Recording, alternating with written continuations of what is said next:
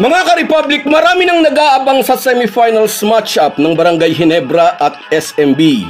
Ang Philippine Cup ang paboritong conference ng Beermen at inaasahang ibibigay nila ang lahat para makabawi sa tinamong kabiguan sa nakaraang Season 48. Redemption din ang punteriya ng Ginebra matapos kapusin sa dalawa nilang finals appearance laban sa Talk and Text. Speaking of Talk and Text, patay na pero muling nagkabuhay ang kanilang kampanya para sa hinahangad na Grand Slam. Magkakabakbaka naman ang tropang 5G at ang Rain or Shine na nagawa ring itiwarik ang may twice to beat advantage na Inlex. Pag-uusapan po natin yan, pero bago ang lahat ay maglalambing po ako sa inyo na isubscribe ninyo itong ating channel at kung di masyadong makakaabala ay i-like at paki-share na rin ninyo. Malaking bagay po yan sa aming mga vlogger. Maraming salamat. Mga ka-Republic, mas naunang naikasa ang semifinals matchup ng Ginebra at SMB. Magsisimula sa Miyerkules, June 25, ang best of 7 semifinal series sa pagitan ng magkapatid na kupunan. At sabi nga natin kahapon, masasantabi muna ang personal na relasyon, magiging priority ng mga player at coach na bigyan ng karangalan ang kanilang mother team. Although magkapatid na kupunan ay mayaman sa rivalry history ang Ginebra at ang SMB. Noong nakaraang Governor's Cup ay nagbakbakan din sila sa semifinals kung saan ang Ginebra ang nagogi in 6 games. Sa larong iyon, nagpasabog si Maverick Ahanmisi ng 25 points, kumuha ng 2 rebounds, 1 assist at 1 knockout, habang si Justin Brownlee ay nagposte ng 21 points, 7 boards, 7 assists, 3 steals at 2 supalpal. Plus ang tulong ni Japit Aguilar, RJ Abarrientos at Scottie Thompson. Tiyak na gusto itong ipaghiganti ng SMB.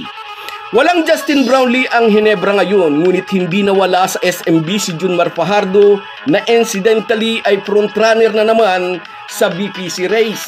Magiging bentahi ito ng Beermen, bagamat nariyan naman sina Japit Aguilar at Troy Rosario para sa Ginebra. Nakakatulong na rin si Ben Adamos, ngunit alalahanin na mayroon ding Mutaw Tuwa at Rodney Brondial ang tropa ng magsiserbisa. Si Rodney Brondial ang naging player of the game ng padapain ng SMB ang defending champion Meralco. Kung pinadapa agad ng SMB ang Bolt sa kanilang quarterfinals tussle, hindi nagpahuli ang Ginebra at winalis din agad ang Converge.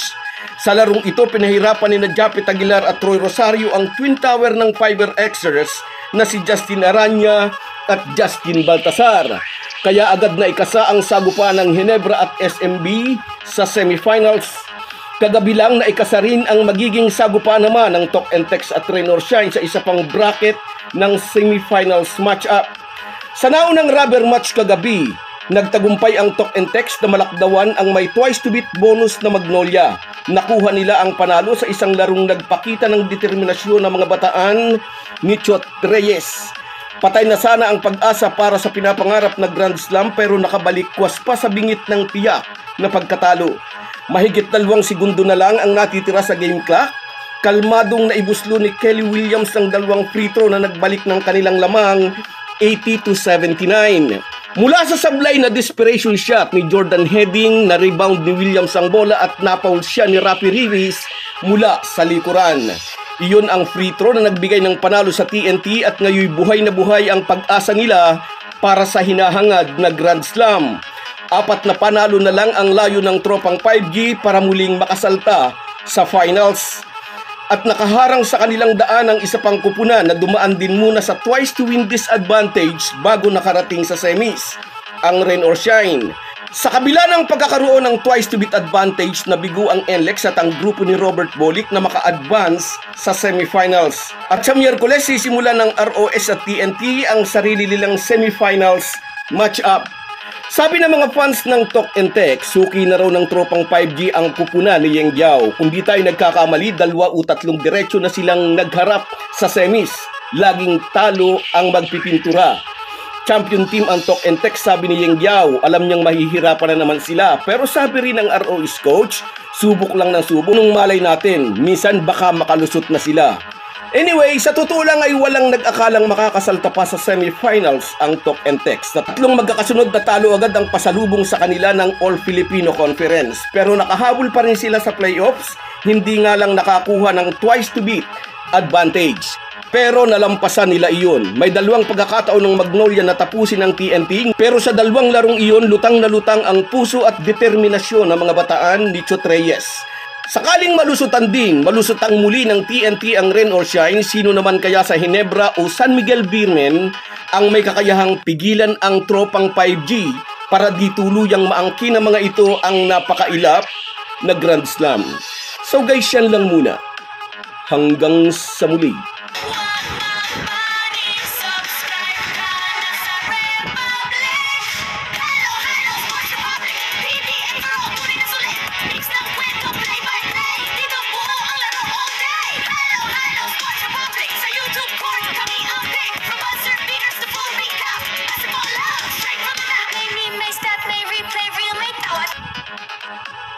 Kung wala po kayong mga viewers namin ay walang magtatagumpay na vlogger. Kaya salamat po sa inyong panunood.